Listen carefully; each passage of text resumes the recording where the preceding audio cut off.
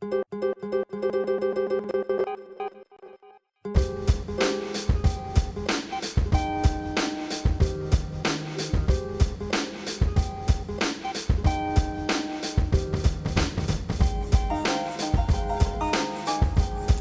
up, everyone? Welcome to Weekends with Kasparian and Michael Brooks. What's up, Michael? How are you doing? I'm good. How are you, Anna? Greetings from the East Coast. I'm good. Yes, I love that we're doing this bi-coastal show. I love that we're doing a show together, something that I've been wanting to do for a while. Same. We have a great episode today. We're going to do 2 interviews.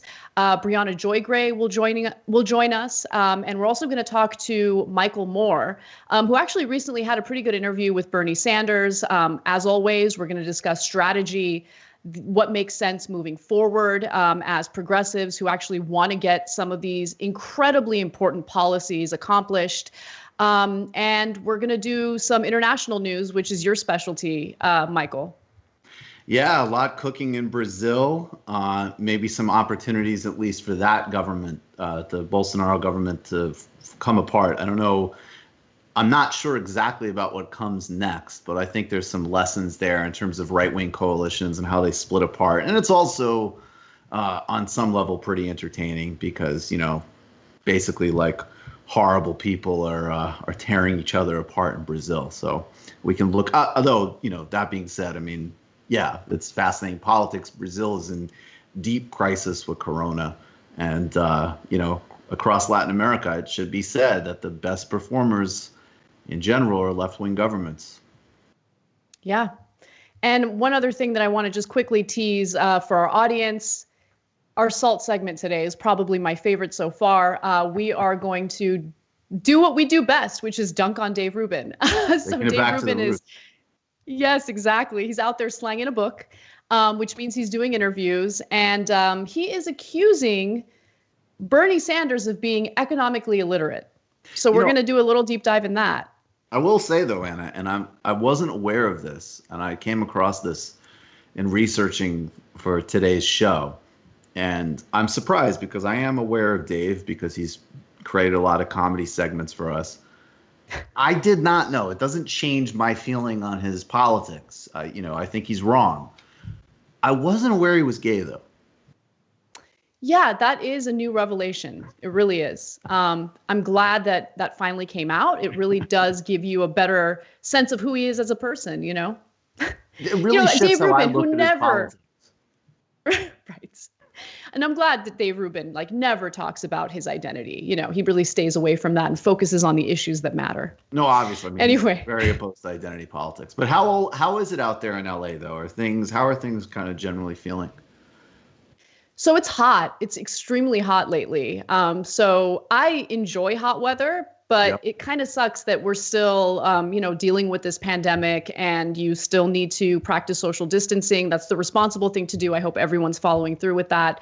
I'm glad that I live in California and not Georgia, where some businesses have already managed to open up because of the unbelievably incompetent governor there, Brian Kemp, who was cucked by Donald Trump this week. And I enjoyed that. Yeah. But how are you guys doing? New York has really dealt with the brunt of this pandemic, and it's terrifying to see it. But there has been some decent leadership with Governor Cuomo in response to it. Yeah, I mean, the guy's still cutting Medicaid. I mean, I hate the guy, and I don't actually use that word lightly because I guess I dislike a fair amount, but hate is rare. I felt hate at different times for Andrew Cuomo. But I think in the last couple of days, I could tell you just anecdotally, there was a couple of weeks where the level of ambulance sounds was just relentless. And it is cooling down a little bit. It's really bad. I think obviously we're also gonna find, frankly, the rates of people dying from this will go up when we find out that people died in their homes, they weren't reported on.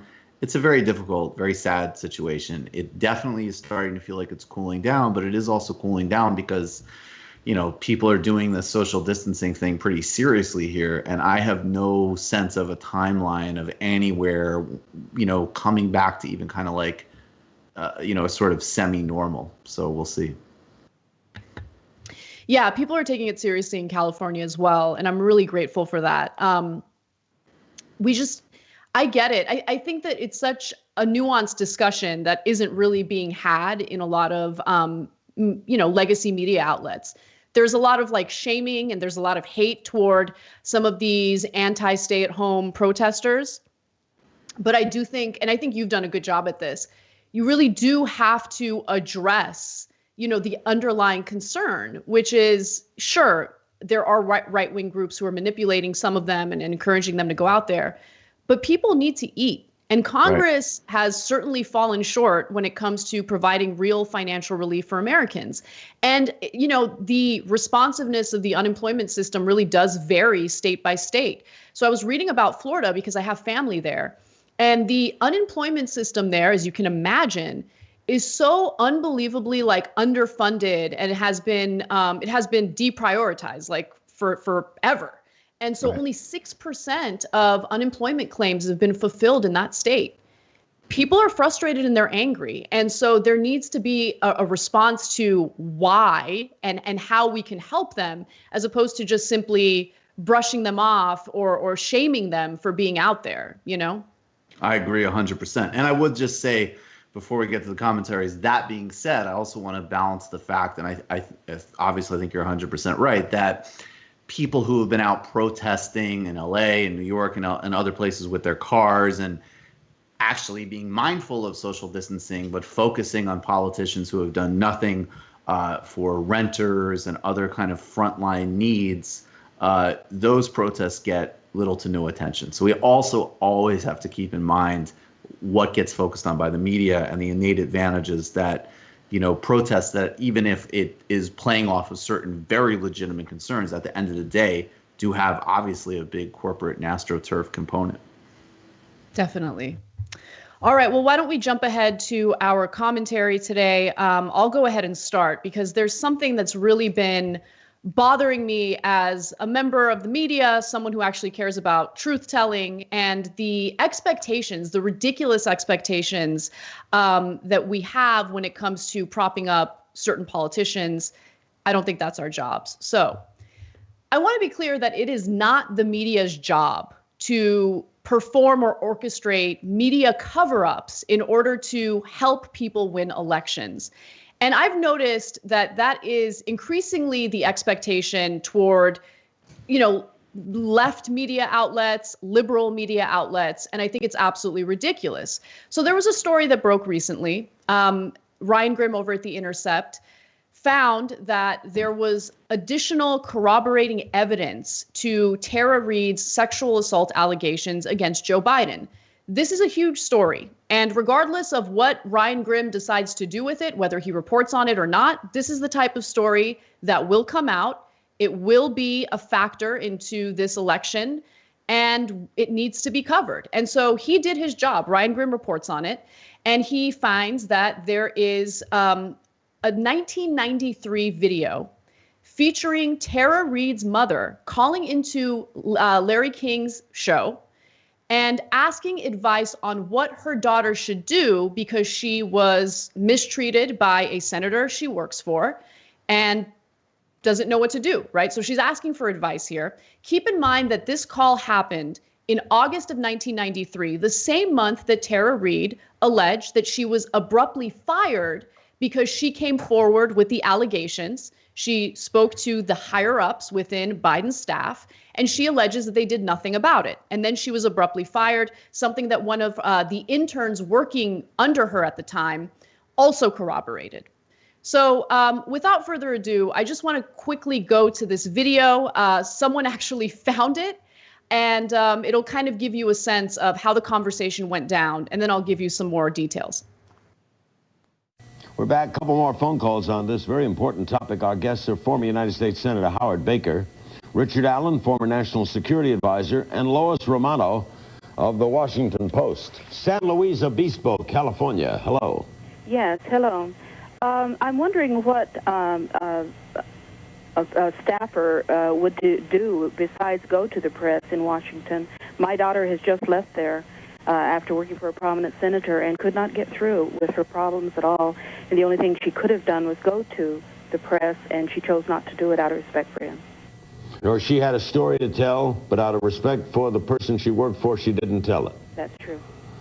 Well, now, but these are the people who do come to the Lois Romanos, right? The staff worker who says, I want to let you know about what's going on, either with my boss or the guy down the hall. And a lot of these people have a sense of obligation. They feel that this public official should be accountable if it's something wrong. They're whistleblowers to the press. Exactly.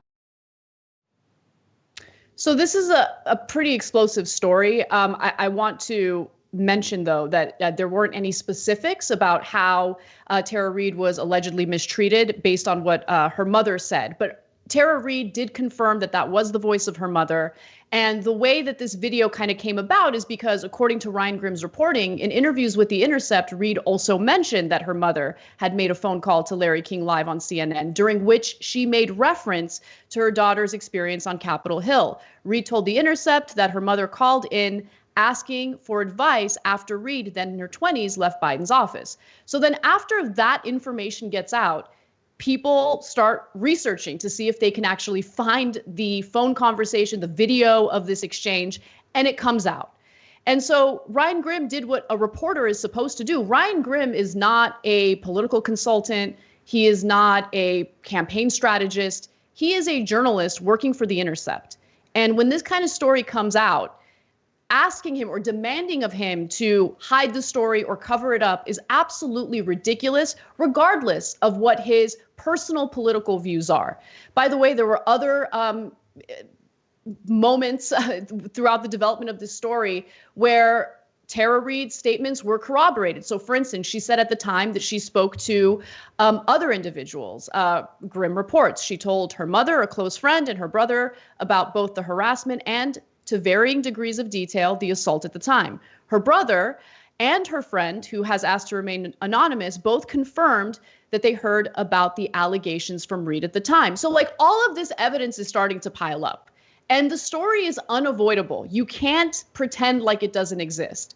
And what I keep seeing over and over again is this, like, shaming toward Ryan Grimm for even reporting on it, for mentioning it, as if, and I think this is the most delusional part, as if the Trump campaign isn't going to bring it up, as if this is not a vulnerability for Joe Biden.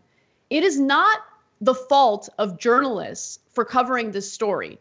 I think that it is political malpractice for the Biden campaign and for Biden specifically to avoid this and pretend like it doesn't exist. This is going to continue growing, and they need to address it. And in addition to that, there was a poll this week. I read about it in CNBC, and I actually tweeted about it because it showed that both Donald Trump and Joe Biden are virtually tied in some of these battleground states. That is an issue that the Biden campaign should be aware of, right? If they believe that beating Donald Trump is the most important thing to do for this country, then they need to be prepared and they need to know what the numbers are. Instead, you get like this outpouring of angry people who think that you are handing Trump the election because you're simply doing your job in reporting what the facts are. So to blame, if Biden loses, to blame it on people who report the news is just the most ridiculous thing ever. And for Ryan Grimm, he had to almost like explain why he chose to cover this story. And so he decided to embed a video from the right-wing media research center because they had the video and they were sitting on it and they were waiting to use it during the general election. So whether Ryan Grimm reported on it or not, we would have known about it eventually, and it would have hurt him eventually. So, Michael, I don't really know, like, what is the right way to balance this? Because I feel a responsibility to do my job. I'm not going to lie to my audience. And if I withhold stories from my audience, they're smart. They're going to know it. And that totally destroys my credibility. More importantly, it destroys my very own personal principles. But at the same time, I also understand the importance of beating Donald Trump. So how do you balance this? Well, I mean, to be fair, I mean, we all know that Bernie's Oppo file was the worst in the world, and it would have been a disaster to nominate him. So let's always remember that. That was a really major part of corporate and Democratic Party media discourse. Look, I'll say a couple of things. One, of course, journalists have to cover this story. And by the way, I say that as somebody who actually thinks that people need to be really skeptical in general. I think they actually need to really aggressively report and look at stories, even when, of course, the allegation is incredible. This one is clocking up in pretty extraordinary ways. I mean, that this is not every day that you're going to start to get, well, my mother called a national television show contemporaneously. Okay, here's the video. The other thing, right, again, is we have to look at the different ways that this is going to play out politically. I think that there's a lot of Democrats and a lot of kind of mainstream pundits that still just look at things in this incredibly dull, literalistic way. Like, oh, well, Trump would never attack somebody on that because of, the multiple allegations against him. He will, and he would. He would and he will. Don Jr. was tweeting about it yesterday. I mean, these people for once need to savvy up, although that will obviously never happen. On the political tip, and also it's really important to note, the really disgusting ways in which she has been attacked and smeared as well by people, acting or not acting on behalf of, but people who support Biden. And the last thing I'll say on a political tip, and this is very tricky because it's absolutely undemocratic, but the Democratic Party, for a multitude of reasons, including Joe Biden's basic mental capacity, which I know some people still are very, I'll say, snowflakey about, they don't want to be real about, but it's there for everybody to see. It's not that hard to figure out, as well as, let's be frank here. I mean, if we're talking about the difficulties of voting for somebody, I mean, there's a whole slew. I mean, Joe Biden is a domestic and international architect of almost every horrible trend in policy, including not only voting for the invasion of Iraq, but being a leader to the invasion of Iraq that cost millions of lives. So they need to be looking at a pinch hitter is the bottom line. And again, it's deeply undemocratic. It's innately problematic. We have to look at all of the work that was done to stop Bernie. But frankly, if you have any seriousness about defeating Donald Trump, and I'm not willing to be a nihilist about that, Donald Trump does need to be beat. People need to start looking at what plays need to be put in motion to make that happen.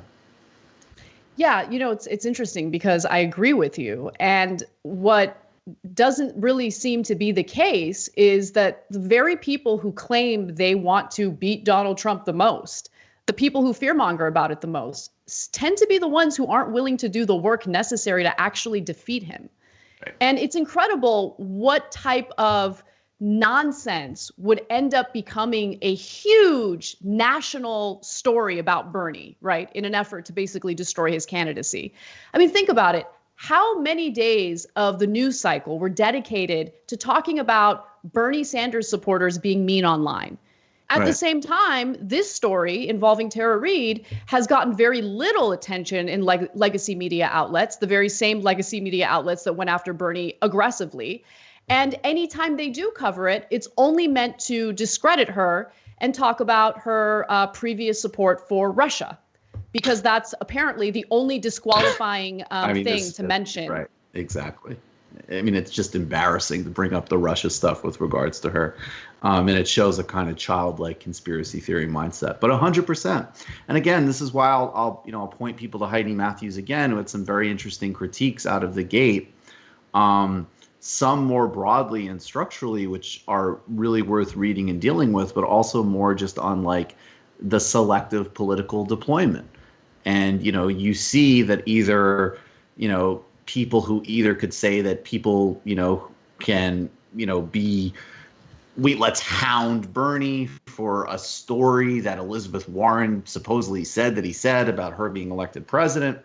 That is, media fodder for weeks. And then even before we get to this very serious issue of Biden, I mean, we even have, The View with their personal hatred of Bernie, and then, sort of like letting Mike Bloomberg say that non-disclosure agreements are about jokes. And, I would be the first to say that if those non-disclosures were released, then it was primarily about jokes and, any number of other things.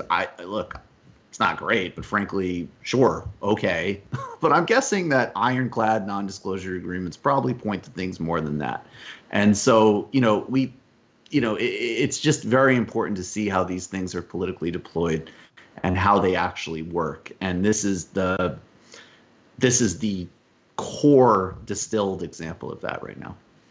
Yeah, definitely. And, just this week, Joe Biden's campaign decided to return a donation from comedian Louis C.K. To, give the, right. At least the optics of being these warriors for women's rights and for champions for women who have been sexually harassed in any way. But listen, returning a campaign donation to Louis C.K. while simultaneously refusing to address very serious and credible sexual assault allegations doesn't do it for people like me.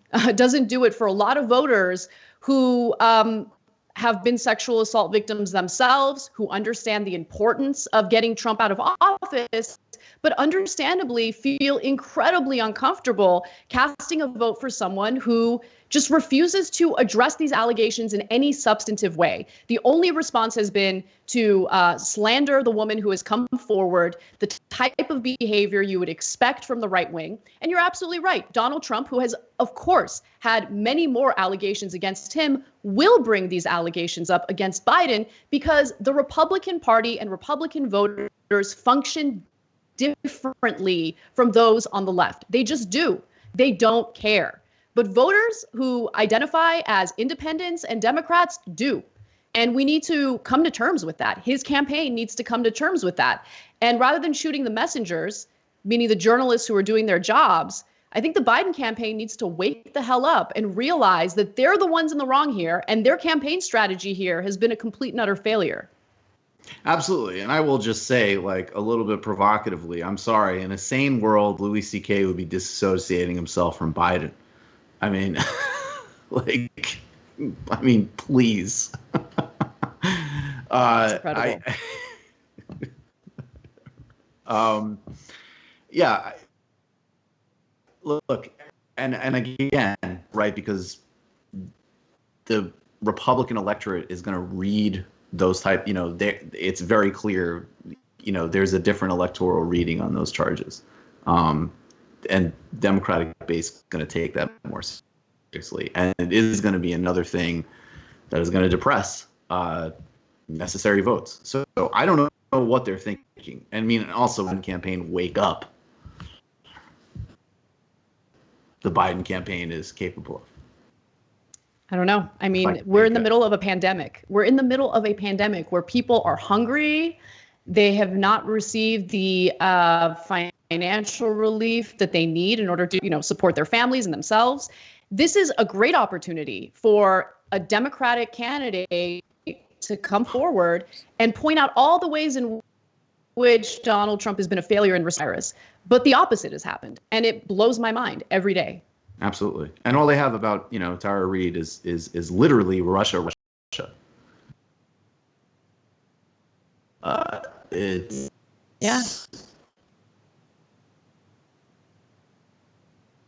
they're well in quarantine, but Justice Minister Sergio Moro, who is essentially the Attorney General, a very conflict that's opening up between him and Brazilian President Jair Bolsonaro, and it's sort of splitting apart the Brazilian right-wing coalition that brought Bolsonaro to office. And there's some interesting information about this situation that's relevant for Brazil and potentially counteracting the global right in general. If you could, I don't know, maybe have somebody besides Joe Biden going up against Donald Trump. But we've already dealt with that depressing, disgusting situation. So Judge Moro, who I'll talk about more extensively in this commentary, resigned yesterday. And the core of the conflict is essentially that Jair Bolsonaro was planning to, and it had been announced that he was going to fire the head of the federal police in Brazil, which is essentially Brazil's equivalent of the FBI. And Moro objected to this, and when we got down to it, it looked like Bolsonaro was concerned that the head of the FBI, this is Moro you're seeing now, was interested in investigating people around Bolsonaro, including his sons. One of the most persistent and serious stories around the Bolsonaro administration from the beginning is that they are connected to genuine fascistic forces as well as Rio de Janeiro-based paramilitaries, including the ones who assassinated Marielle Franco, who was an incredibly courageous city councilwoman in Rio who worked against police violence and for justice and development in Rio. She was assassinated, and her driver was murdered as well, execution style, in 2018. And there's a lot of evidence, at least, that it connects some of the gunmen to Bolsonaro's family. And there's also some accusations that some of the recent protests, which have explicitly called for shutting down the Brazilian Congress and kind of formally ending democracy, have relationships with Bolsonaro's sons. Now, Sergio Moro came out this morning and said, look, there's a lot of issues happening with Bolsonaro. He implied that there's a lot of corruption situations, and he even mentioned, while attacking the Workers' Party, which we'll get to in a minute, that's the only reason why we're even talking about Sergio Moro or Bolsonaro as president, this very important history we have to re-review, that Sergio Moro said that when he was investigating the Workers' Party as part of Lava Jato, Dilma Rousseff, the then Brazilian president, never interfered in his investigation, even as it was tackling the Workers' Party, but yet as Justice Minister, Bolsonaro was sort of interfering on his turf. And again, it should be remind everybody that Moro was basically trying to also at the same time push through Bolsonaro's domestic agenda, which literally would make it easier in already a country with massive police and paramilitary violence for police to kill youths and people of color in favelas. And I'll elaborate on why nobody should sympathize with Moro in a minute. Bolsonaro hit back. He did a deranged press conference yesterday. This is, of course, in the middle of saying that people should be back out in the streets, forget the quarantine. He just fired his own health minister. Bolsonaro basically said that Moro was an egotist, somebody not committed to a broader project. All of these things absolutely track with Moro, but why Bolsonaro would allow himself to reveal potential crimes to somebody that he himself understands as a careerist egotist is another kind of sign of Bolsonaro's stupidity and incompetence. We see a split here inside the coalition that has brought Bolsonaro to power, and it might have implication for right-wing parties generally. There is a part of the Bolsonaro coalition that can genuinely be called fascistic. I think there's absolutely a part of the Trump coalition that can genuinely be called fascistic. These people are through and through authoritarians who basically want to get rid of even limited formal democracy, especially in Brazil, where literally the phrase neo-fascism was coined to describe the Brazilian military dictatorship in the 70s. Then there's also in the Bolsonaro coalition some real elements of the sort of Lula would have won voters, which I'll get to in a second. These are kind of petite bourgeoisie, people who might, as an example, be fruit sellers on the street of Sao Paulo. They might have some very reactionary politics, but they also could be persuaded and appealed to on other economic issues, as an example. The Moro coalition is a bunch of upper middle class people connected to the neoliberalization project of Brazil, to privatize, slash the social safety net, and with huge sort of class identity politics and social resentment from the top down. These people voted for Bolsonaro overwhelmingly, but they might be a little bit embarrassed by how much of an idiot Bolsonaro is and how much he's embarrassing them internationally. Sergio Moro is a god for these people. And let's be clear about who Sergio Moro is, because he got an incredible amount of positive coverage in the United States. Just yesterday, Kenneth Roth, the head of Human Rights Watch, called him Bolsonaro's respected justice minister. Well, let's be clear about what Sergio Moro did with the whole Lava Jato operation. Lava Jato was an independent task force with strong U.S. backing that began as an independent task force to investigate corruption in Brazil and quickly essentially became the political arm of the Brazilian right in U.S. foreign policy to go after the Workers' Party and former President Luiz Inácio Lula da Silva. This had an enormous amount of implications out of the gate, including hundreds of thousands of people losing their jobs at state construction companies, as well as attacks on Petrobras and the national oil company, which had major implications for the Brazilian economy. In 2018, former President Lula, who during his time in office lifted about 30 million people out of poverty, led Bolsonaro in the polls. And this is really important here, because when we talk about these lists of these obscene leaders that are in power, Trump and Bolsonaro and Modi and all the rest, we have to look at the deeper structural neoliberalism that led to the rise of these people.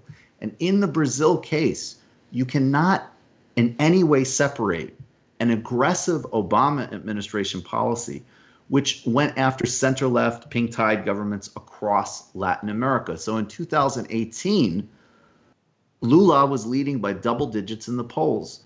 This process, undertaken by Lava Jato, was sped up. Lula was put in jail, and we all know, thanks to Intercept releases, disclosures, that the Lava Jato operation was politicized, that had a personal hatred of Lula, and the prosecutors themselves questioned their own case that they put Lula in jail for, literally the taking of renovations in a condo that it was never even proven that he lived in.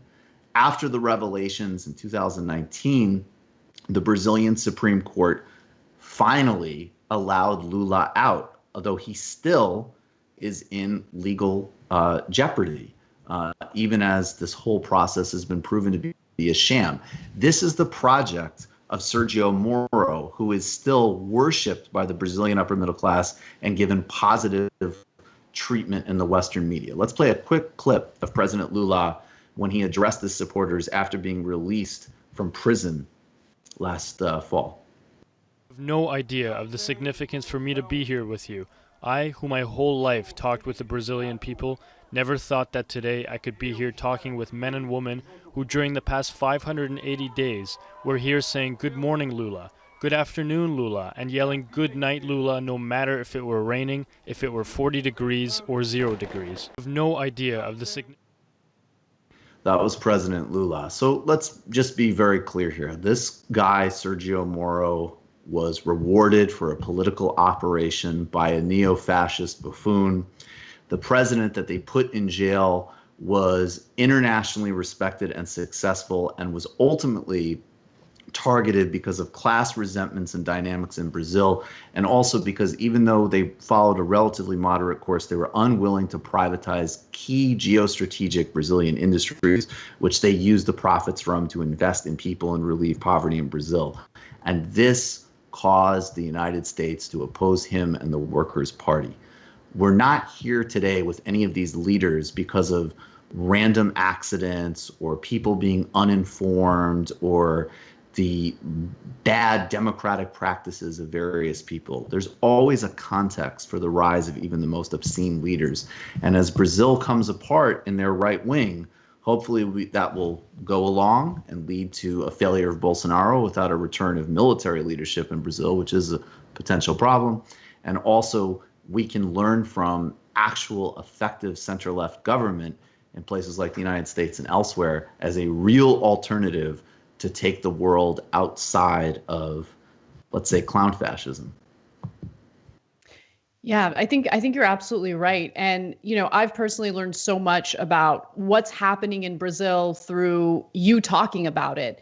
And I think one thing that we should be hyper aware of is how certain issues that people on the left actually do care a lot about, like corruption, can be cited and used by dishonest actors to destroy the candidacy or the political careers of good politicians, of people who actually do want to look out for working people. And so what's incredible about these updates to what's happening between Bolsonaro and Moro is how the media is reporting it as, you know, Moro's concerned about some possible corruption taking place right now in Bolsonaro's presidency. which I think is so incredible because Moro is the one who, you're absolutely right, he's part of that neoliberal project, which unfairly and inaccurately ended up imprisoning Lula. And he, by the way, he wasn't imprisoned on corruption. So it is, I want to read this one quick excerpt from BBC's reporting on this. Mr. Moro is a popular figure in Brazil. He's the former judge who oversaw the country's biggest anti-corruption probe, which uncovered billions of dollars of bribes and led to the convictions of dozens of high-profile business leaders and politicians. So he's painted as, this warrior for, rooting out corruption and injustice, when in reality, he's the person who wants to protect that. Yeah, I just real quick, you're 100% right. And I think that just two things are important to point out. One is that just even by limited parameters that the BBC and other media outlets in the West could still report it like that after he takes the job of justice minister, after he puts Lula in jail, is astonishing. Like, that does not take any analysis to figure out. If look, maybe Joe Biden should be in jail, okay? But if Donald Trump had a prosecutor somewhere throw Joe Biden in jail and then that person was awarded with attorney general, that would not be in any way complicated what the innate problems with that were.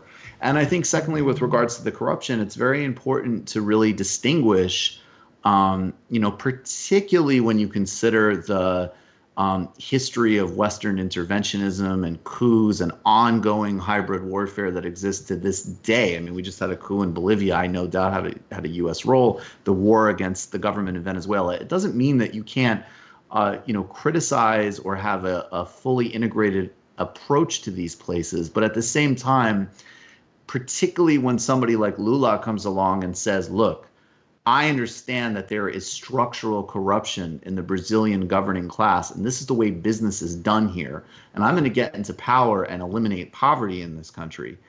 If that is just reported as corruption, that's profoundly dishonest and misleading. It is a radically different thing for somebody to take power and work within the parameters of a system, versus have chateaus in Switzerland with stolen state money. Those are more of the sort of U.S. client leaders that do stuff like that. Yeah, I mean, I think it's an intentional effort to decontextualize the situation in Brazil and in other countries. So I've been thinking a lot about what happened in Bolivia, what continues to happen in Bolivia. It's devastating. But, what was cited for that coup? Oh, undemocratic practices. But we just had elections in Wisconsin in the middle of a pandemic where people are afraid to go out and vote. So does that mean that because of our undemocratic practices, countries can get together and decide we're gonna orchestrate a coup in the United States? I mean, it's incredible how we go around, policing the world and accusing other countries of doing the very same things that we're doing every single day. And it's just something to keep in mind, whenever you hear the type of reporting that we've seen in regard to Brazil, in regard to Bolivia, in regard to Venezuela, you need to be able to, yes, be critical of certain things that happen in these countries, because to pretend like they're all good and there's nothing bad going on, I think is wrong. But at the same time, we need to also focus on how certain things we do care about, like corruption, for instance, or undemocratic practices, are things that we're guilty of ourselves, but we cite those very issues as excuses for overthrowing democratically elected leaders. Absolutely. And just to be really clear before we go to our break too, that, the Bolivia reporting in Bolivia is that, in fact, Morales won that race. I mean, there is no credible, and it was asserted by the usual right-wing subjects, but people, but plenty of liberal people, without any evidence out of the gate that election was somehow illegitimate. It was not. And even the Washington Post reported, of course, months after they helped cheerlead that on, that in fact that was a coup. Morales had won the race, and we need to watch these things very carefully. A similar process we'll talk about later is starting to take shape in Mexico. But guys, if you're watching this and you haven't yet, smash the like button. hit subscribe. You can get an extraordinary amount of content on the Jacobin YouTube channel. There's teach-ins, there's the stay-at-home seminars. You can do everything from Gramsci to Irish Republicanism. Come on, people. And of course, all of the clips from Weekends and Weekends every Saturday. It's a very exciting time. We're going to take a brief break, and we will come back with Briahna Joy Gray.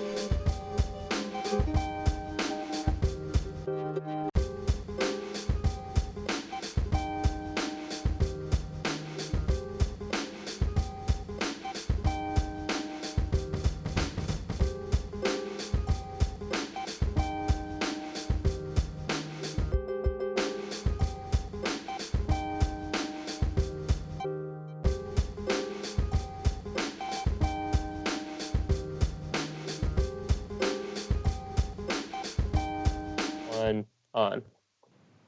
Welcome back to Weekends with Anna and Michael. Joining us now is the wonderful Briahna Joy Gray. Briahna, thank you so much for being here. Thank you for having me. It's always a pleasure.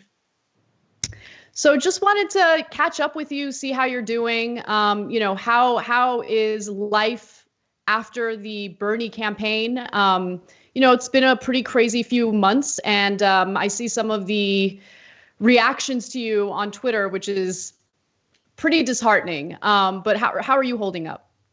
I'm doing as well as can be expected. Obviously, the campaign ending is a personal difficulty for all of us who were so committed to the ideologies that were represented, and which unfortunately don't have a lot of other homes in our mainstream political sphere. But we're also all obviously dealing with the larger crisis of the coronavirus pandemic. And those things compounded have made it a really interesting transition, right? So I've never worked on a campaign before, but I imagine that normally you're able to see the people that you've worked with and bonded with and been in the trenches with for the past years and say your goodbyes. And this hasn't been that normal experience. So we've been doing a lot of, cocktail FaceTime house party sessions with the crew from work, but it's not quite the same, but we're figuring it out. Bree, let's just stay on that for a second, because I actually think these reactions to you and other people are revelatory of a very, very different mindset that does exist inside the broader Democratic Party. When people say, Bree, David Sirota, you're never going to work in this town again. And then you look and you say, why? Like, did Bree, key one of these people's cars? No. What are you talking about? Oh, they're committed to an agenda of healthcare for all and other core tenets that the whole Sanders campaign was about, and they're still advocating about those. Why does it? What is it about? Again, it's one thing to have disagreements. It's one thing to have different strategic approaches. There is something that freaks out a certain type of operative so much when people, including just the Sanders campaign as a whole, which in my view was incredibly accommodating and moderate. Like if I was on the comms team, there would have been some different ads. So that it still makes people, like, just the idea that you are clear on something freaks them out. And I mean, look, take it whatever direction you want to go in, but what do you make of just the mindset of that upsetting people so much, if that makes sense? Yeah, well, I think that what it really exposes is the extent to which there aren't a lot of substantive arguments on the center left, whatever you want to call it, neoliberals, corporate Democrats, etc. There's not a lot of substantive arguments to push back against the very basic asks that we're making. So that when I, tweet a simple truism like, yes, people shouldn't die because they're poor and can't afford coronavirus treatment, but that also extends to people who are dealing with cancer or people who are dealing with diabetes, there's this kind of meltdown because if you have accepted the initial logic for coronavirus, there really isn't a ethical line you can draw in the sand, or even really a practical line in the sand that you can draw. So you have to default to name calling ad hominems, threatening my future livelihood, et cetera. And it's particularly marked, I think, when it comes to me, because so much of the kind of mainstream liberal discourse has been completely captured by the identifying good actors and bad actors kind of purely based on their identity, their like physiognomy. And when confronted with a Black woman who also happens to believe in Medicare for all and a living wage and student debt cancellation and medical debt cancellation and some basic progressive principles, they don't quite know what to say or to do with that. And so I think that's why I and Nina Turner have been kind of lightning rods for a certain kind of meltdown or tantrum throwing, if you will.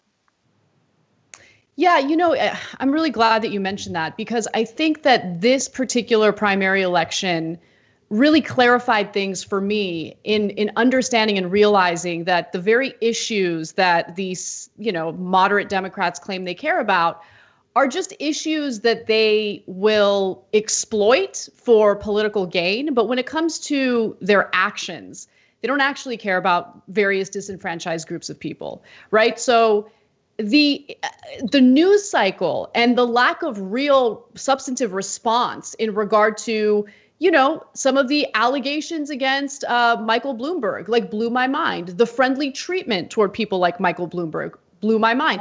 The way that Tara Reid is being treated right now, after she came forward with incredibly substantive and credible allegations against Joe Biden. I mean, at this point, it's not blowing my mind because it's a pattern that I'm familiar with. And the way that you were treated was just so incredibly disgusting, not just during the primary election, but even today. The photoshopped images of you and Nina Turner, some of the statements that were made about you during Jason Johnson's interview, which got him in a little bit of trouble.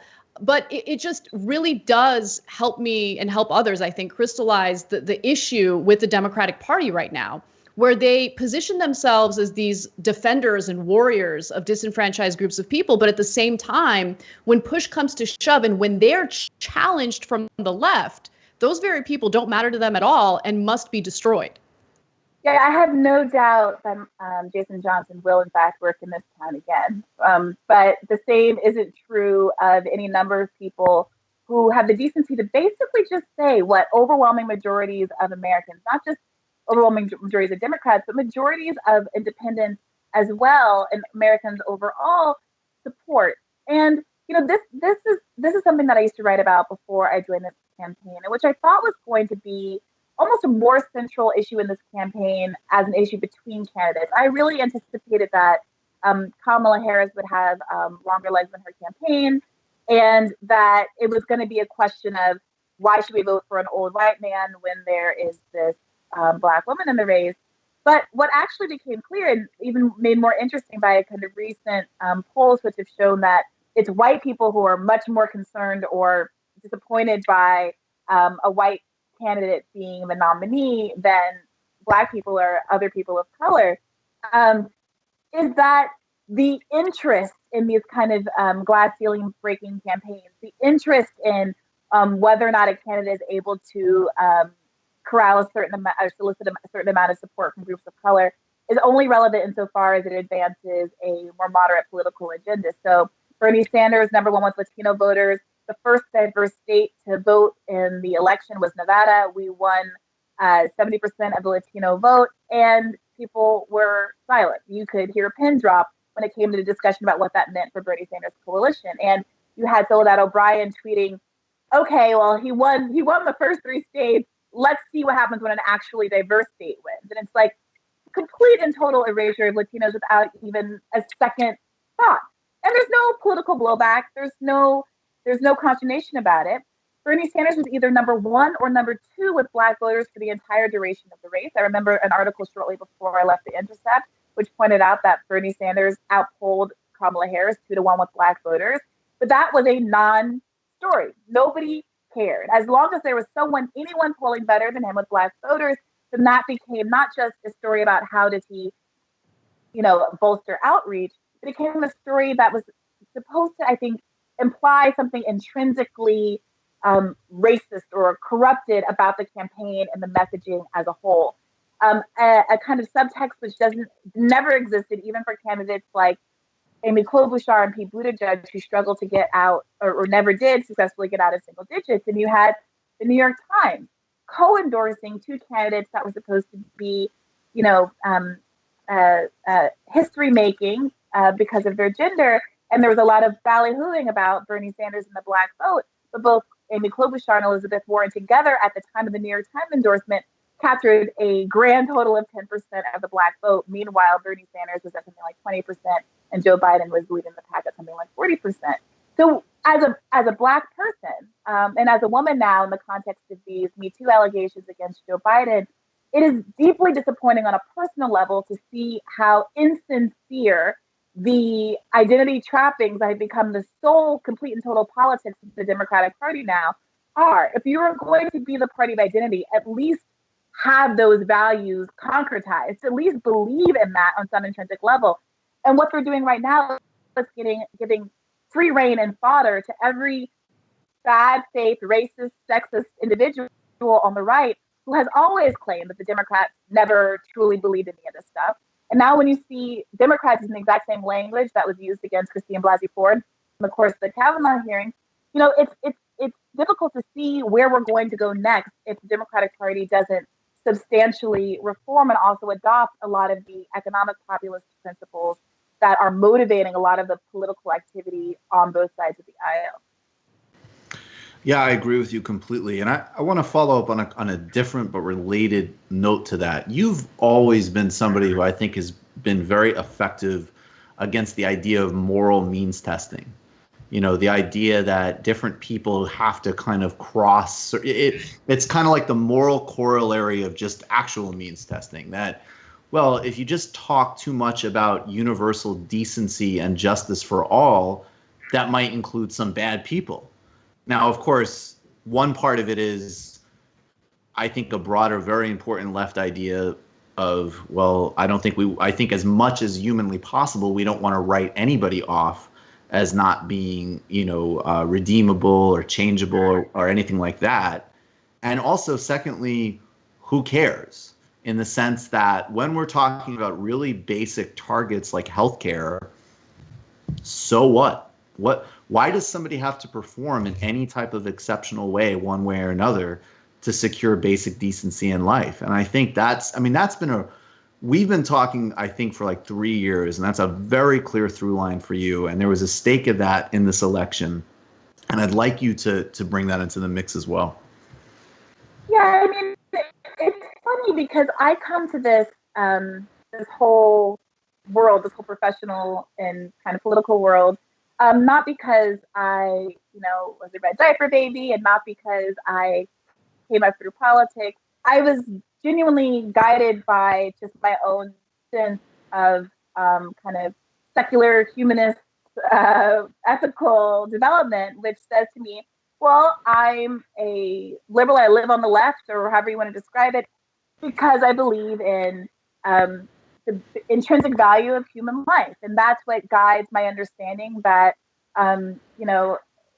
mass incarceration is vile. That's what guides my understanding understanding that we shouldn't throw away people through our criminal justice system, that rehabilitation should be the goal of any kind of criminal justice, and that, you know, we shouldn't discriminate against people once they are out of prison. It guides my understanding that you are not worth the worst thing that you ever did in your life. It guides my understanding that everyone deserves health care, no matter your economic status, et cetera, et cetera, et cetera. And when we talk in those kinds of terms on safe ground like criminal justice, where there's, I think, less of a gap between kind of mainstream liberals and the left, although there is a gap, everyone seems to get these principles.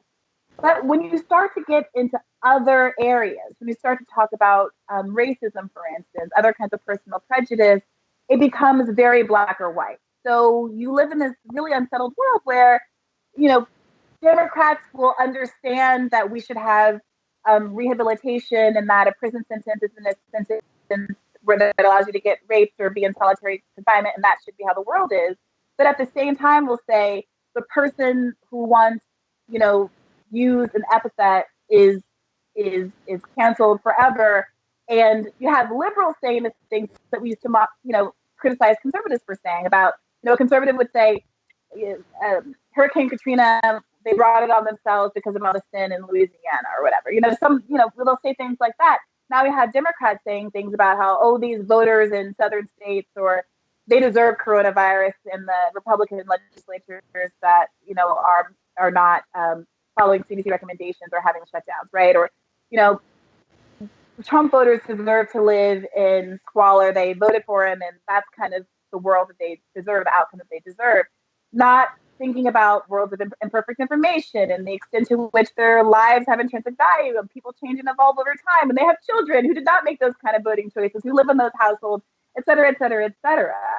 And it's that kind of inconsistency is what I really think gives a foothold to so many of these alt-right interlocutors who have been able to recruit so heavily in the last few years, because they have been able to seize on legitimate inconsistencies and legitimate criticisms within kind of the democratic or broadly left logic framing. And so much of the writing that I did before I joined the Sanders campaign was about trying to clarify where we actually stand on a number of issues, from more minor things like cultural appropriation discourse to more substantive things like how identity is weaponized in politics, precisely because I want to shore up our position, not because I want to attack the left, but because I believe the underlying principles are real and true, and that we should have the best arguments to support them that aren't so easily weaponized against us. I agree completely. Yeah. And can I just say really, really quick, I think attacking the left is the notion that you were going to say, I'm on the left, but I actually don't want to achieve the substantive principles of the left. Understanding where there are weaknesses and where the game needs to be upped, that's like saying the coach of a basketball team running drills is opposing his team. Like, it's ludicrous. Of course you need to up your game. As a former varsity basketball player, I really love that analogy. Nice. Yeah, that's absolutely right. And, you know, just to give a recent example, you know, we had a discussion about the optics of, you know, doing this video in front of your $24,000 refrigerators and showing off your collection of luxury ice cream in the middle of a pandemic where people are literally starving and do not know how they're going to pay for their rent, for their mortgage. It's a discussion about optics, about political strategy, and what Pelosi did in that video was incredibly dumb. I'm just going to call it exactly what it is. It's dumb. And when we did a segment on it, I said that it's going to be used against her by the Trump campaign. And guess what? It was used against her by the Trump campaign. Because while Donald Trump and Republicans are absolute liars when they pretend as though they care about the working class and improving the economy for the majority of Americans, they're successful in their messaging, their empty, hollow messaging, and they do in a very, very successful way paint Democrats like Nancy Pelosi as these corporatists who have helped to ship jobs abroad, who live in, luxury, who enjoy their wealth, and who really screwed up the manufacturing sector in America. They're really good at that kind of messaging. And when we talk about those types of stories, it's incredible the type of reaction we'll get from the Democratic Party, from moderate Democrats. We're the bad guys for pointing out a very obvious flaw that is going to be used against Democrats. And it was used against Democrats. And so, how did we get here where we shoot the messenger? We shoot the people who actually can see things clearly rather than addressing the very real issues within the party, right? The weaknesses that lead to someone like Donald Trump getting elected. Yeah, I think about that a lot. I mean, there's an argument that Democrats don't want to win, that they are equally satisfied by either corporate party being in charge, their interests are served either way. And so if the question is between the only life kind of on the left coming from a progressive movement that is going to be a direct threat to those interests, then they're happy to basically throw the game. Sometimes I'm feeling very cynical, and that's where I am. Other times I say, even if I think that that's happening, that has a kind of defeatist air about it and we can't embrace that. So what else is happening? Well, sometimes I think psychologically that Democrats are in a kind of a losing defensive posture. Donald Trump does present a existential, terrifying threat, especially looking down the barrel of another 4 years. And maybe it's just don't kick a man while he's down, kind of an attitude where the party feels too vulnerable, or members of the party, voters feel too vulnerable to be really clear-eyed about what the flaws in our own messaging are. I also think to the extent that Bernie Sanders was often characterized as a cult leader and his followers as somehow biased worshipers that weren't willing to be critical of him. I think that the truth is that the Democratic Party has propped up figures, Nancy Pelosi being one of them, that are perceived more so for their kind of just symbolic value as opposed to and really any understanding of what role they've played in the party, and including detrimental roles that they've played in the party over time. So if Nancy Pelosi to you is this totem who, shades Trump in a viral GIF, clapping at the State of the Union, then yeah, you're going to be less willing to perceive her as someone who is flawed in any way. And ultimately, the point isn't that Nancy Pelosi is more affluent than the average voter, or even that she has, $9 pints of ice cream or however much Talenti costs. Who amongst us hasn't enjoyed a Talenti pint in their life? The ice cream is delicious. The point is making the choice in terms of optics, frame herself that way, and to be so tone deaf about the criticism that you would double down and refuse to acknowledge the underlying structural issues that are revealed by that kind of a moment, right? So why is it that Nancy Pelosi has been able to accumulate such an enormous amount of wealth while a sitting member of Congress for decades? Why is it that there are so many people who are completely thrown from food insecurity to full-on, full-blown inaccess to food in the context of a crisis like this? And so when she shows up in front of a refrigerator at a press conference with a admittedly very chic color-coded scarf around her mouth, it's frustrating. It's not, and I don't want to mix up the criticism of Nancy Pelosi is a bad person because she has money, because I think a lot of Americans are, I don't agree with their politics, but are aspirational. They don't like the idea of criticizing someone just because they're affluent. I think the criticism from the left has to always be about why is the distribution of wealth the way it is? What structural factors enable her to accumulate so much wealth that she has not one, but a zillion pints of ice cream in this whatever, how much her refrigerator costs, $12,000, $24,000, whatever it is. Though that is where the argument is the strongest. That's, I think, where Bernie Sanders got a lot of his power, especially in 2016, talking about the 99% and the 1% and the oligarchy and corporate greed and all of those kinds of themes. And so there's lessons there for both the left in terms of how we frame our critique, and also for this center left, whatever, mainstream Democrats, about how to be more clear-eyed. And if they want to actually win, if they want to stop kind of reveling in the idea that they're right or they're smarter and like dunking on Trump because he tells people to drink bleach, like, yes, like we know he's terrible. He's not intelligent. Like these are not, this shouldn't be fodder for ongoing comedy at this point. It's tragic. But what do you do? What part of what Trump is doing is resonating and accessible to a substantial percentage of the population? And can we focus on that to the same way that we need to focus on what it is that's motivating hostility against Nancy Pelosi outside of just the idea of focusing ire against somebody who's absent? Yeah, absolutely. Yeah, you're absolutely right. Go ahead, Michael. Sorry. No, it's just it's fine. I think we're close to wrapping the segment. I know we'll both be talking with you again soon, hopefully. But can you, unless you had another question, Anna, I was actually just going to ask, Bri, like they say you'll never work in this town again, but you are working in many towns. So what are you up to now?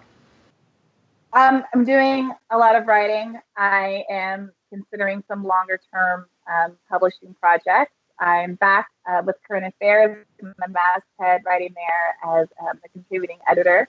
And I hope to do some other media projects in the works so that hopefully I'll still be able to talk to folks the way I could through the burn. I really enjoyed that format. I really enjoyed having access to so many intelligent people who are able to have such free-flowing conversations. And now outside of the context of the campaign, there were things we couldn't do or kind of targeted critiques of other candidates that we were discouraged from getting into. And now that it's free reign, and I think there's so much work obviously still to be done about what to do with this movement, including before this primary officially ends.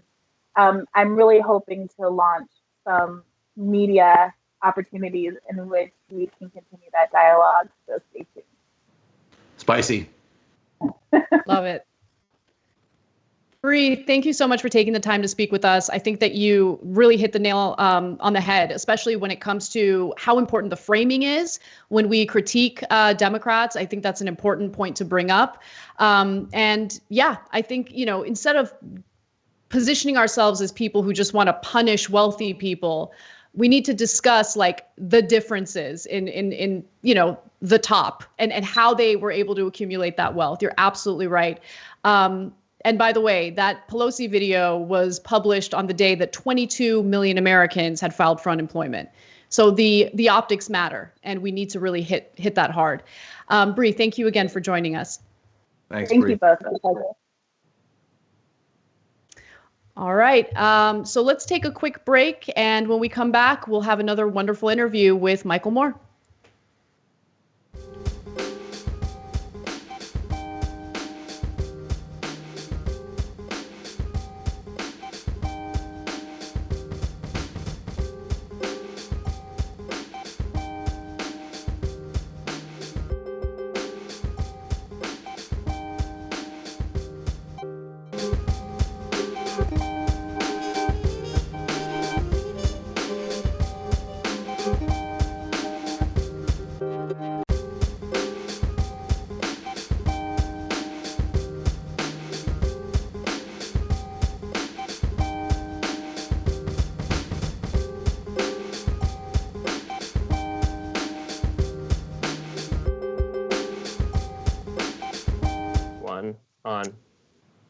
Welcome back to Weekends with Anna Kasparian and Michael Brooks. Joining us now is Michael Moore, who has a new documentary out, Planet of the Humans.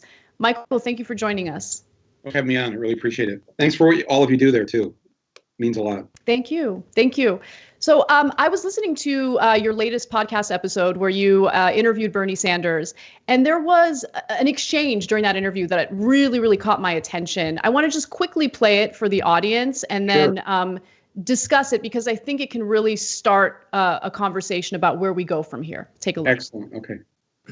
What we should not minimize, Michael, and what is enormous, and I want all of our supporters to understand that we have won the ideological battle. Yes. The American people agree with virtually our entire agenda. Yes. That the political system is corrupt, that massive income and wealth inequality is disgraceful. that healthcare is a human right, that we got to raise the minimum wage to a living wage, got to deal with climate change. We got to make public colleges and universities tuition free, immigration reform, criminal justice reform, women's rights, gun rights. We have won. Yes, the public is behind all of that. They want the rich to be taxed properly. Exactly. But what the system and the establishment were able to say is that, Bernie can't beat Trump, which is also, I believe, untrue. Right. What we should not minimize, Michael, and what is enormous, and I want all of our supporters to understand that we have won the ideological battle. Yes. The American people agree with virtually our entire agenda. Yes. That the political system is corrupt, that massive income and wealth inequality is disgraceful, that healthcare is a human. So I like that portion of the conversation because it's helping me to kind of think of what the reality is, right? So I think that there are two conflicting thoughts right now. There is this idea that the Bernie campaign has actually accomplished quite a bit in terms of pushing some of these progressive ideas to a place where we're at least discussing them. At the same time, though, I think a lot of people on the left feel a little hopeless or helpless. I know that's not a healthy place to be, and we need to keep fighting.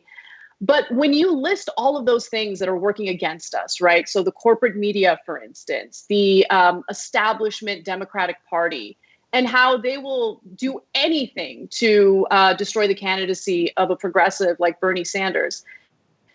How do we say that we've won anything? Because it feels like we have almost no power. The Biden campaign, for instance, is listing Larry Summers as one of their economic advisors, which feels like a slap in the face for progressive voters. So, how do we kind of handle where we are right now and push this momentum to a place where we actually accomplish the progressive policies we need? I know a lot of people feel a sense of despair right now. I completely get that. But what Bernie was saying, and I agree with it, is that now is not the time to feel this despair because of what we've accomplished. And what I said to him there in the podcast, it's like he's sort of like Moses led everybody through the desert for how many years or whatever, and was not allowed to go into the promised land. Okay, so the candidate isn't going to be the candidate.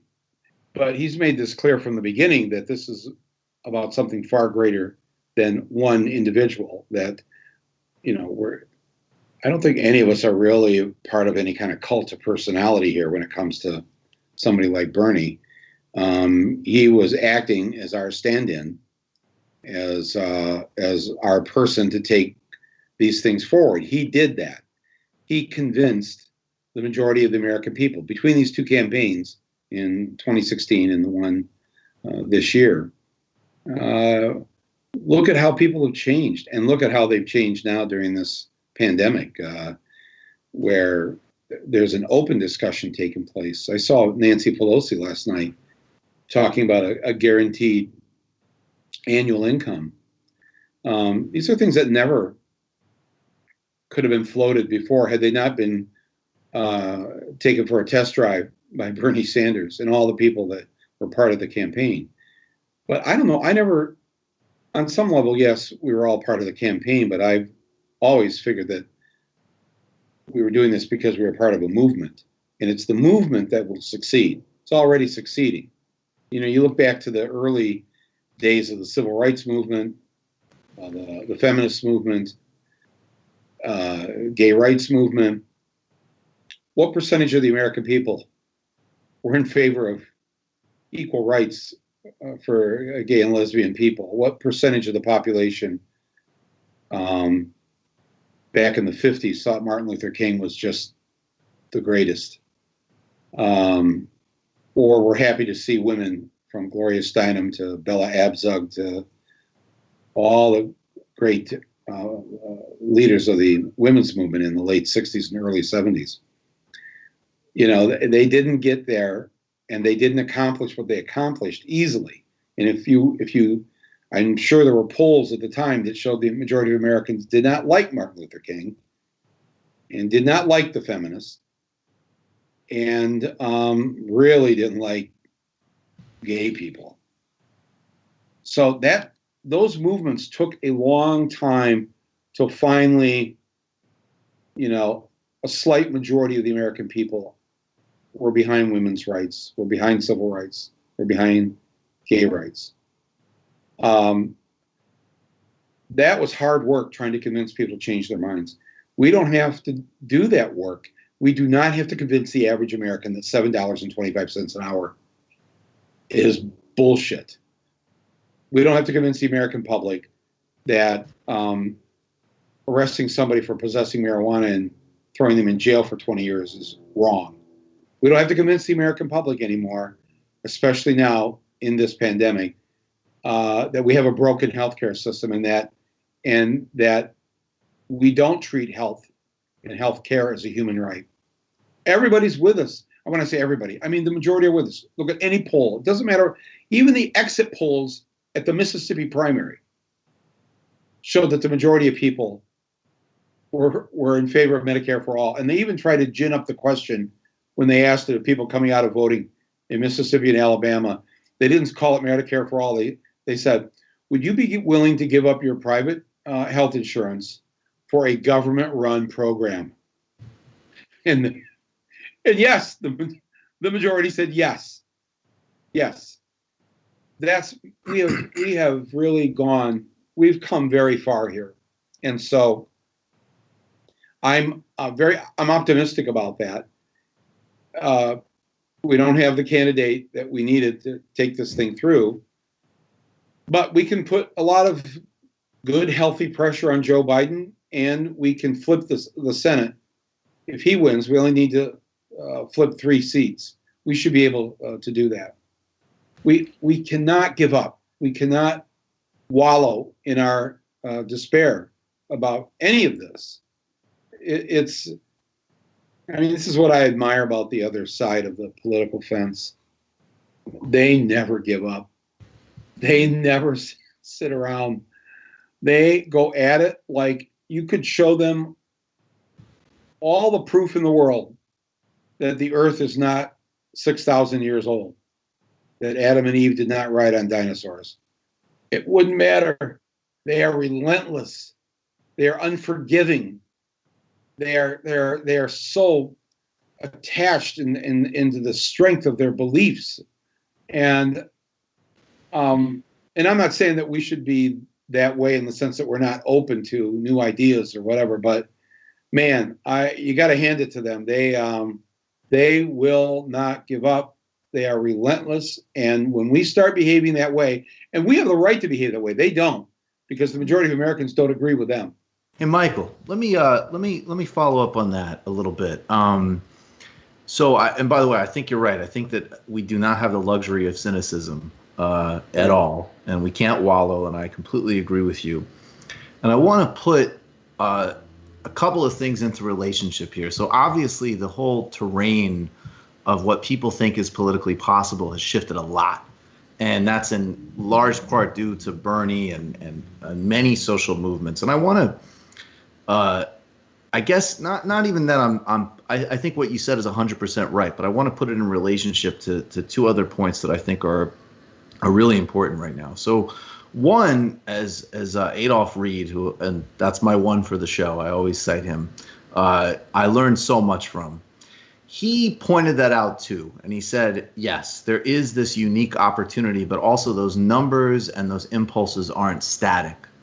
They can change too if there isn't material change that goes along with it. Right. And it seems to me that there is this major advance in terms of people basically buying less bullshit and being more open to a genuinely, say, social democratic message. And now the power phase kicks in.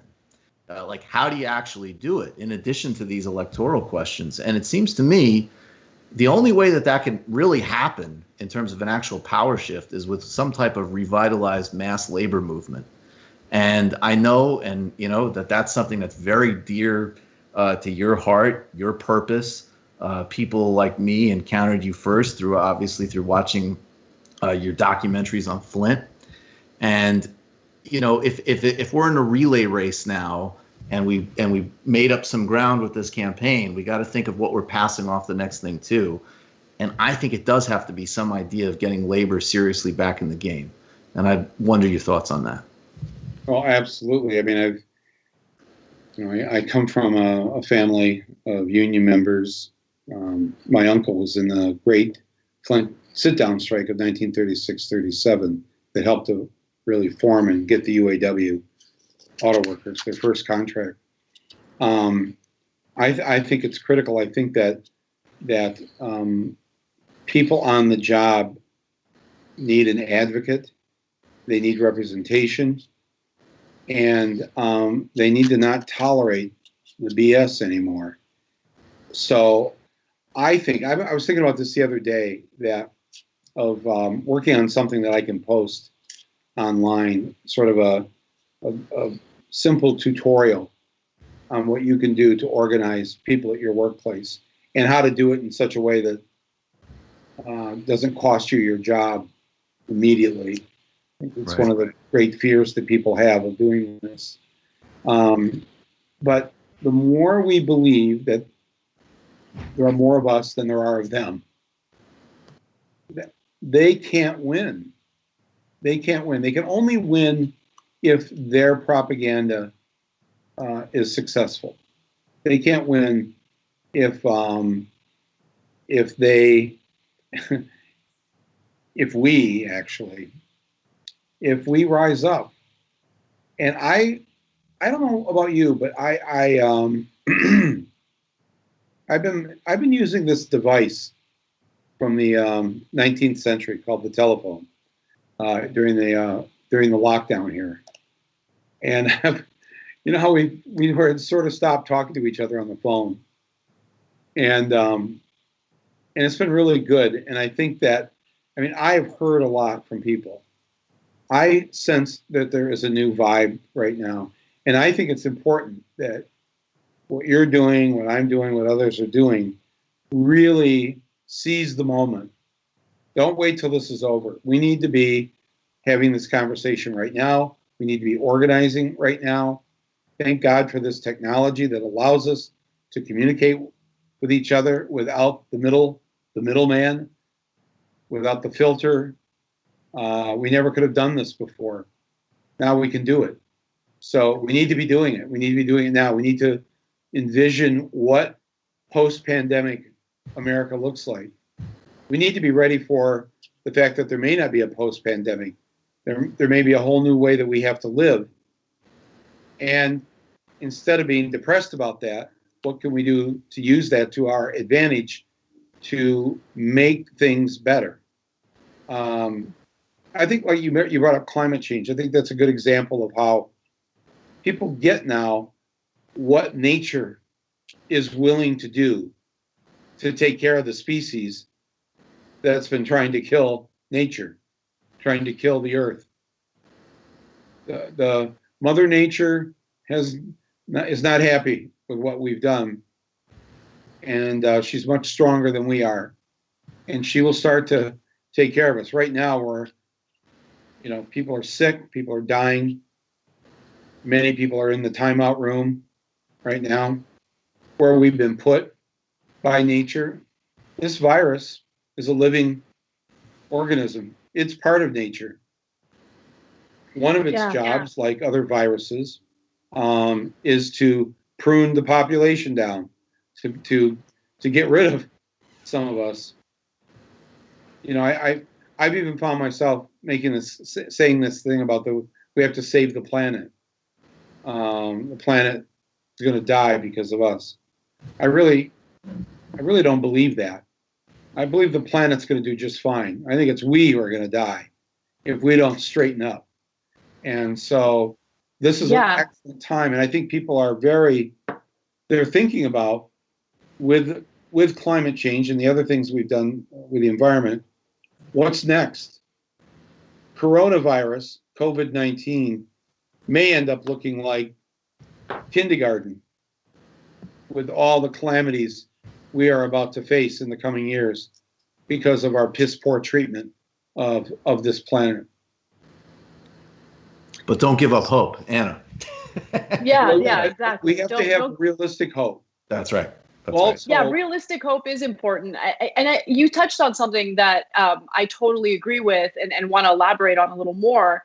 You know, just how this virus and all these stay-at-home orders have, in a weird way, elevated our communication with people who, you know, are in our lives, but we don't communicate with them as much as we should because we're all so busy, we're working all day.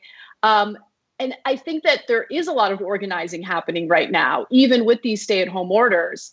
But more importantly, I think that it really does highlight power that working Americans have that I don't think they really realized we had before. And even now, I think we need to do a better job in making people realize how powerful we are.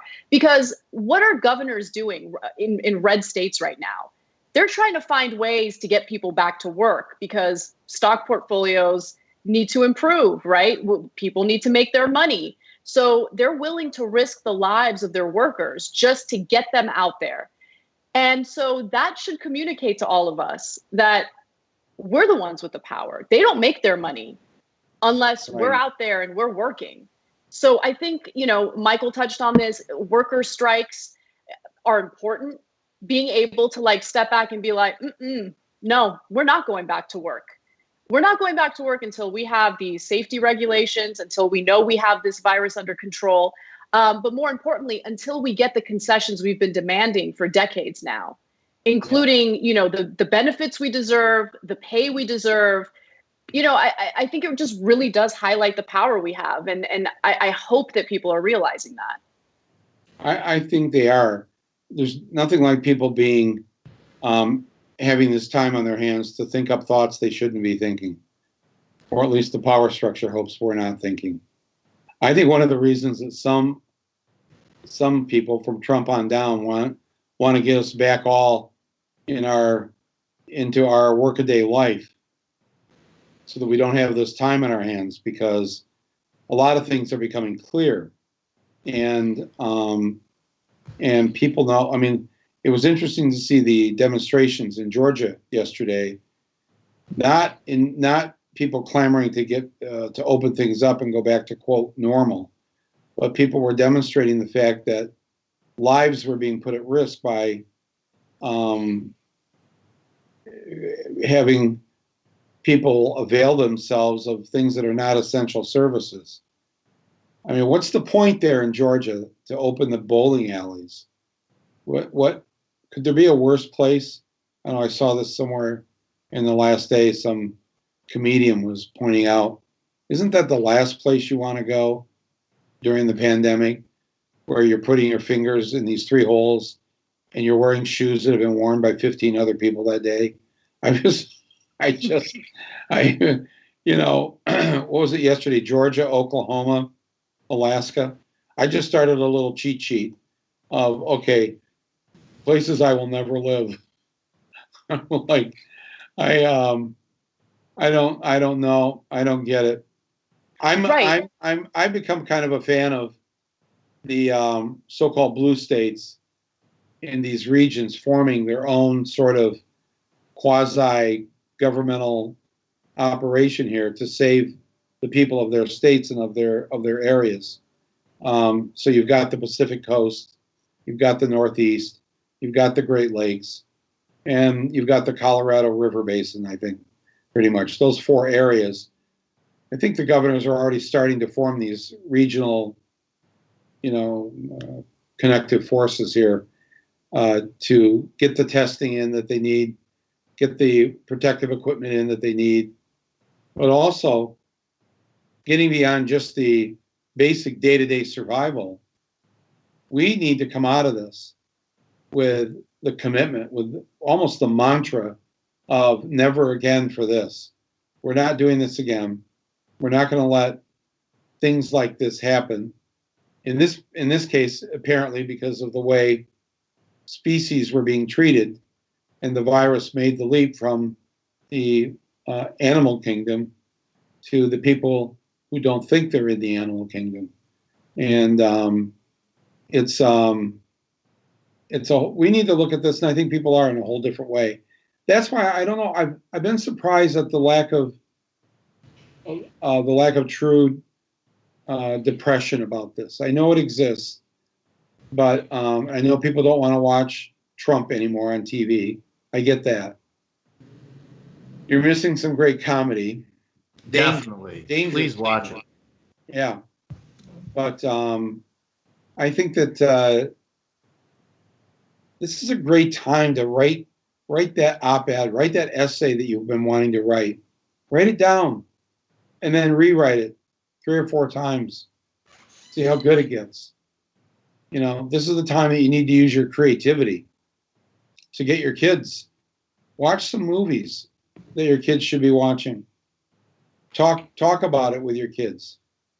You know, young people can handle quite a bit these days, and we shouldn't shy away from the fact that so much of the sort of foot soldiers in the movement that needs to happen, that is happening, is coming from Black Lives Matter. It's coming from the Parkland kids who formed their organization. I mean, just think about it. I'm still amazed that these high school students pulled off one of the largest attended demonstrations in the history of this country.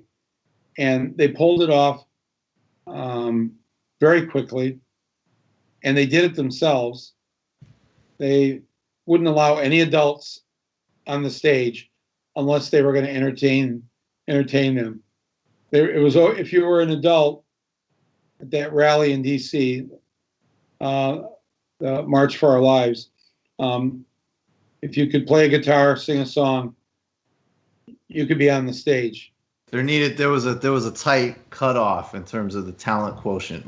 Michael, I just want to loop back to something quick earlier, and then ask you a final question. And as always, really thank you for doing this. But I want to say earlier that, you know, of course, you're 100% right that this ecological crisis reflects, you know, our relationship to the environment. And then, of course, you know, as you've pointed out in all of your work again and again and again, the people who are going to face the consequences first are the people that are most vulnerable and the people who've had the least to do with creating the crisis we're in. So I just wanted to echo that part of it too. But could we just talk about Flint for a minute? There's new revelations on the scale to which Governor Rick Schneider was lying, and I, you know, Flint, partially because of its character as a city, and also because of your work and the activism there.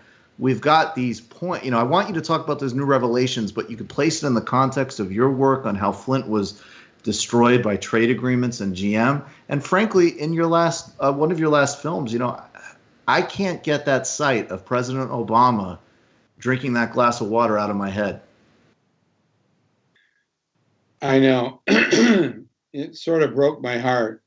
I voted for him twice. I love him, actually. I don't have a problem saying that. You know, is he me? No. Is he you? No. Would we have done things differently? Yes, probably. But it was a historic moment, and one I never thought I'd see in my lifetime. And when it came time to having to show what he did, coming to Flint and taking sips of water from a glass he said was Flint water, which my sources tell me the water came from Air Force One. There's no water in that school that he was speaking at. They had turned it off a year ago, except for the toilets. I don't think they handed him toilet water. It was so despair. It's look, here's all I can say is what I'm here to do.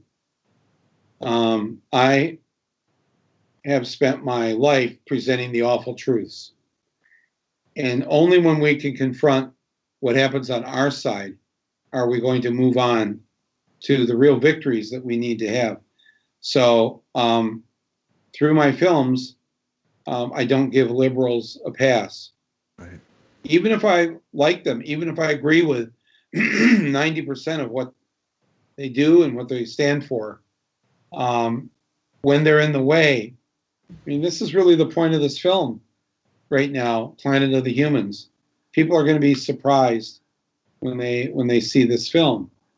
Just like people were surprised with my film Sicko. I think people went to that film thinking it was going to be a movie about people without health care. It was a movie about people with health care and how they're not going to get the care they need. Right. But Planet of the Humans says, perhaps we've been on the wrong road to fighting climate change, to fighting these things, that we're losing the battle.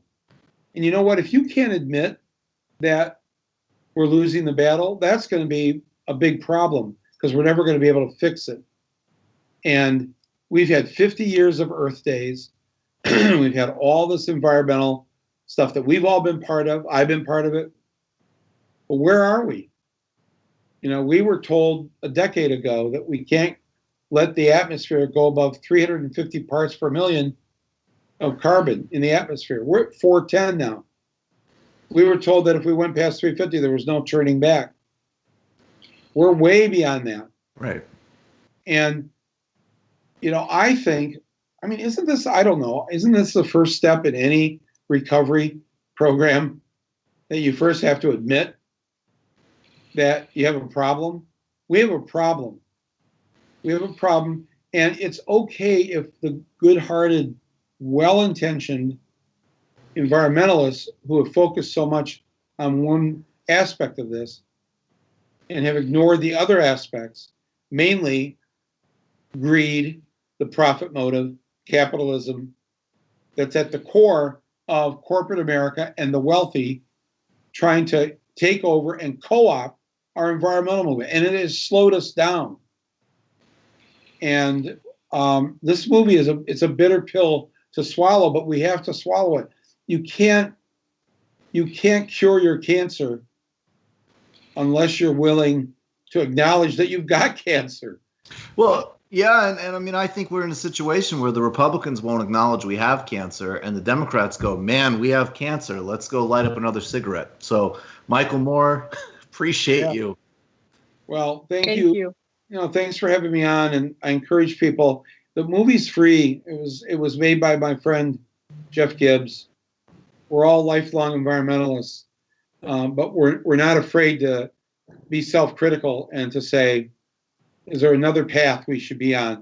Because we seem to be losing this battle. I refuse to lose it, and I will not be in bed with Wall Street, hedge funds, corporate America, and people, the Michael Bloombergs, who've tried to co-opt the environmental movement by making it appear that he's doing good things.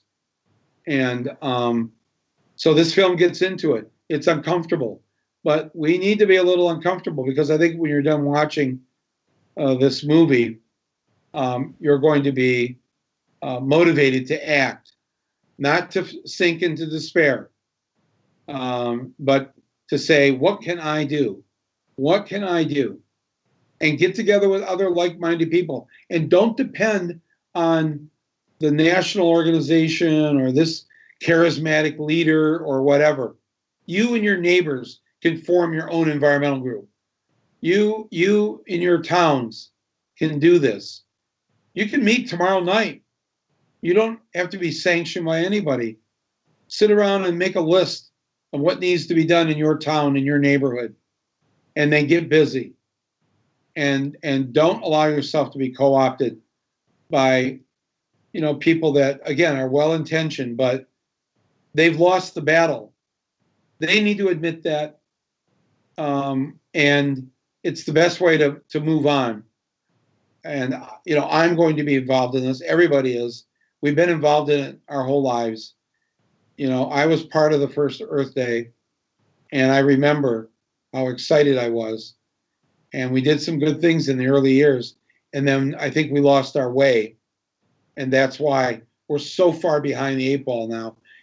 We've got to fix this. So anyways, the movie's out, is free. It's on my YouTube channel. Jeff and I and Ozzy, we don't want anything for this. We just want people to watch it and then talk. Let's start this discussion.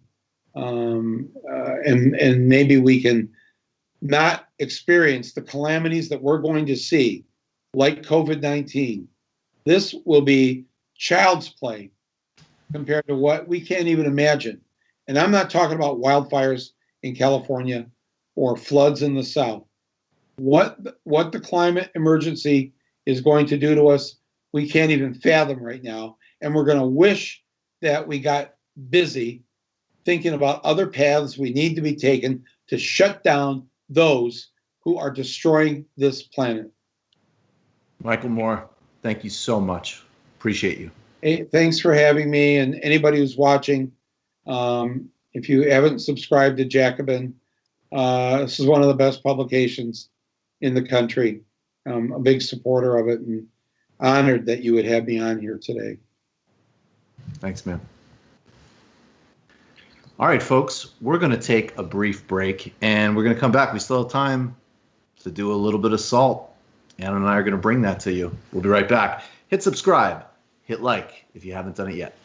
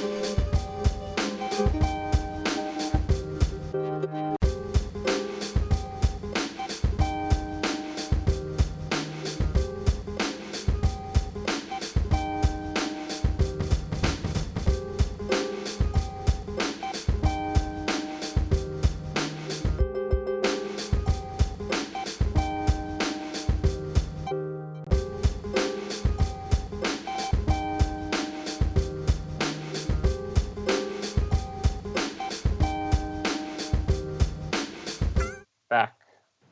Welcome back. Thanks again to the great Michael Moore. It's time for the salt, Anna. What do we got?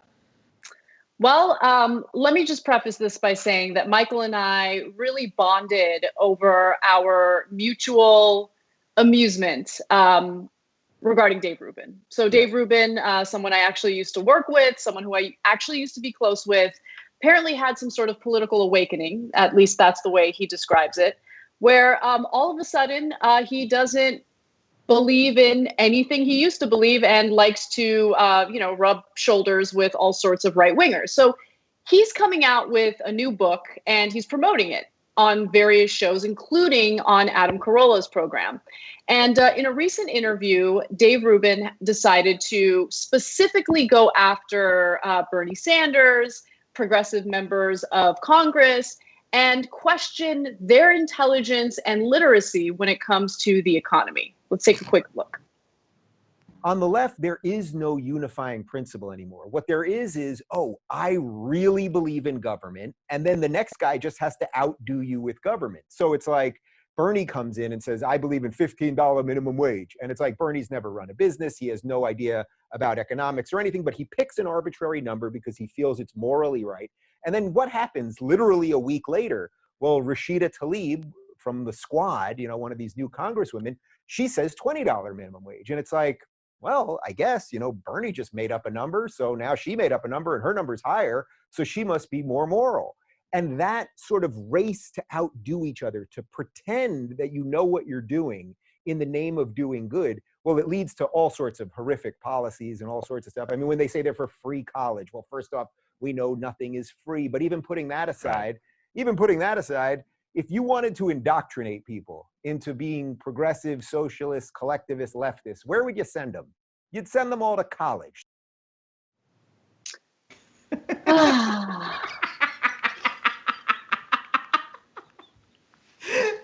I mean, oh my God, that's awesome. It's like the lack of self-awareness is my favorite thing about Dave Rubin. And I want you all to think of this particular line from the last video you just watched. He accused Bernie Sanders of pretending to know what you're doing. Pretending to know what you're doing. Now, we all know Rubin is a grifter. When he pivoted toward right-wing politics, he had some pretty significant financial backers. Koch brothers were involved. Dennis Prager was involved. And they were buttering his bread, and he decided, this is where the money is. I'm going to go ahead and start spouting right-wing talking points. But you do have to do some legwork in being a grifter. You need to study the talking points. You need to know, or at least expect, what the counter argument is. And you need to be at least somewhat savvy. And there are grifters on the right who do a decent job at this. They're a little more sophisticated. Dave Rubin's not one of those people. And so while he just accused Bernie Sanders and Rashida Tlaib of pretending to know what they're doing, keep that in mind as you watch this clip. What? The government doesn't do anything good. Right. Name one problem you could possibly have in your life, Joe Rogan, that you'd be like, get the government to solve this. Do they do the post office well? No. What do they do well? They do the post office pretty good, actually. But guess what? If the post office closed tomorrow, it would be all right. You'd still get mail. Amazon would pick. No, it wouldn't. Amazon would pick that up. You would have to send things through UPS. It would cost a lot more. It wouldn't, though. Competition would start kicking in, and between UPS and FedEx and Amazon and drones and blah blah blah and DHL, they'd all start. It would probably drop prices because right now we've just got this artificial thing that sits there that then allows them to price according to that. But if you drop that, why is the government in that business anymore? No, I love all of it. I love all of it. Competition will start kicking in. That was one of my favorite Rogan interviews ever. I also just love, Rogan did a great job there with just his patience, but just the fact that Amazon runs off of the you cannot have Amazon without the post office. It's great. Beautiful. No, it's just so good. It's just the lack of self-awareness. Shit. Obviously, it's just a question of what you do is you just set, you just say, I want government to do more things, and that's moral.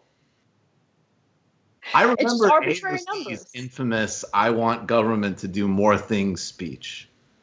Yep, I do remember that. That was the reason why I supported him so aggressively. I want them to do things. And we were like, thank you. This is what we're Bravo.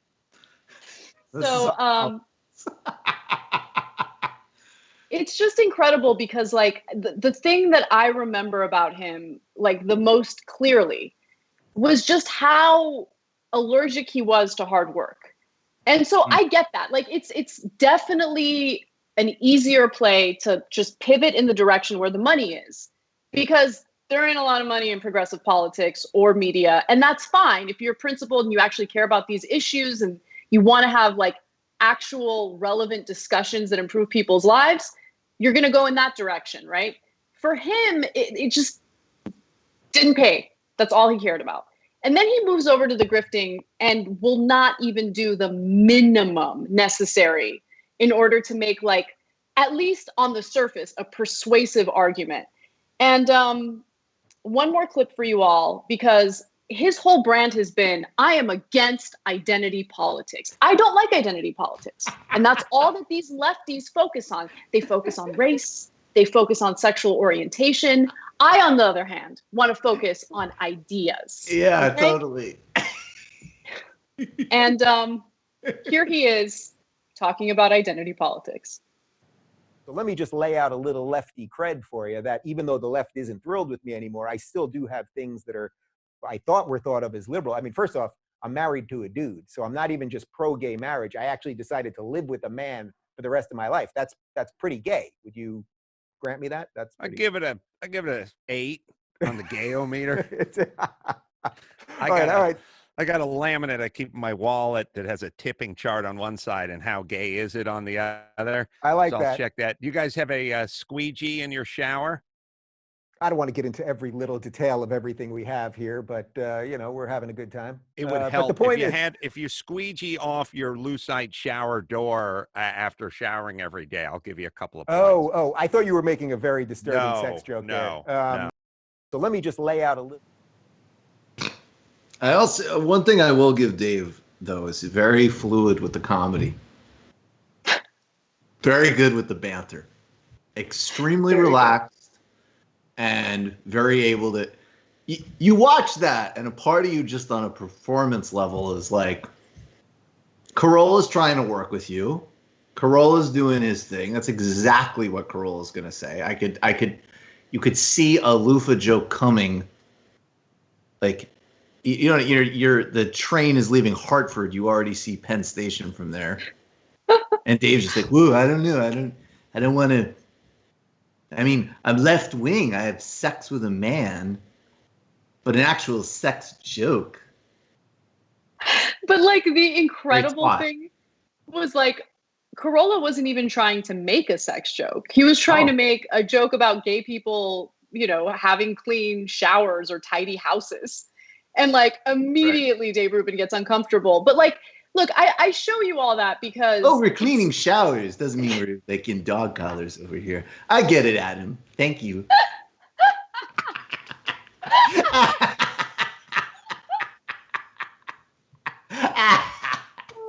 It's just so good. And he accused AOC in that same interview of being a useful idiot. Again, just a little tiny bit of self-awareness, in addition to a little bit more research into the arguments you're about to make on these shows, right? You want to grift, that's fine. Do the legwork.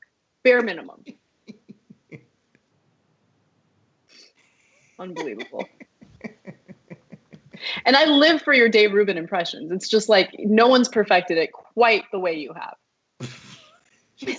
Well, I think it's like the insight into that impression is the combination of just someone could be so dense, also super cavalier, because there doesn't seem to even be like the mechanism of like, oh shit, that was really embarrassing. I don't want that to happen again. And then actually though, also like super tightly wound, like warning contents under pressure. So it's like a weird continuum of just like, I don't get it. I don't, what? And then like, yeah, I'm not embarrassed by that at all. I'm going to make the same male analogy again that I completely humiliated myself on a national platform with, combined with like, oh no, I don't want to really do a whole, I'm not trying to work blue here, Adam. Just, let me do my gay thing that I do every single time. It's amazing. Also, every like, interview. Is there anyone who has encountered this guy's work? It's like, yes, we get it. Yeah. Also, just like associating, like, no, guys, I'm actually not on the right. I'm critical of the left, but I'm actually a lefty myself because I have sex with a man. Like, I don't think that qualifies as ideology at all. No. But it is what it is. It's like amazing. Dave's perception of all classic left-wing movements, which is sort of like, and then Nelson Mandela, he must have had sex with a lot of men because he was like a big lefty. You know what, though? I think it's unfair. Like, we should give him a little bit of credit because he at least has enough self-awareness to run away from debates. Yes. Like, that takes some self-awareness. He refuses to even approach Sam Cedar, for instance, who's been urging him for a debate forever. And so, like, he knows. That's really my theory. I think he's fully aware of how dumb he is. He's just unwilling to do the research necessary to not look dumb in interviews, even with like Adam Carolla. Even with Adam Carolla. If Sam debated Dave, it would be like those like nature shows where they show you how cruel animals in the wild could be. And they show you like a whale just like torturing a smaller fish before it kills it. If you could draw some type of like Jewish character over that whale's face, that would be Sam debating. Dave Rubin. Or you know, in a different context where Dave Rubin ends up looking like a wounded antelope. That's another visual also, we can consider. It's also very possible. Do we have one more piece of sound though? Because I think Dave actually did want to go back to the post office. Do we? Wait, no, we don't. I thought we actually. No, that's it. That's it. That's all we have. But he then went on because I think he realized how embarrassing that Rogan conversation was. He went on to talk about how he has chickens and how he had them delivered through the postal service, which is literally the only way you can have chickens delivered to you. So it was just like, okay, so are you against the post office or in favor of? By the way, just a little bit of substance in this like ridiculous Dave Rubin story. We need to protect the post office. It's under attack. The Trump administration does not want to provide any type of financial relief to the post office. And without it, mail would not get delivered to so many parts of this country because it's just not profitable for UPS or FedEx to do it. So protect the post office, buy a book of stamps if you can, support them in any way you can. It's just such an important service for us to have.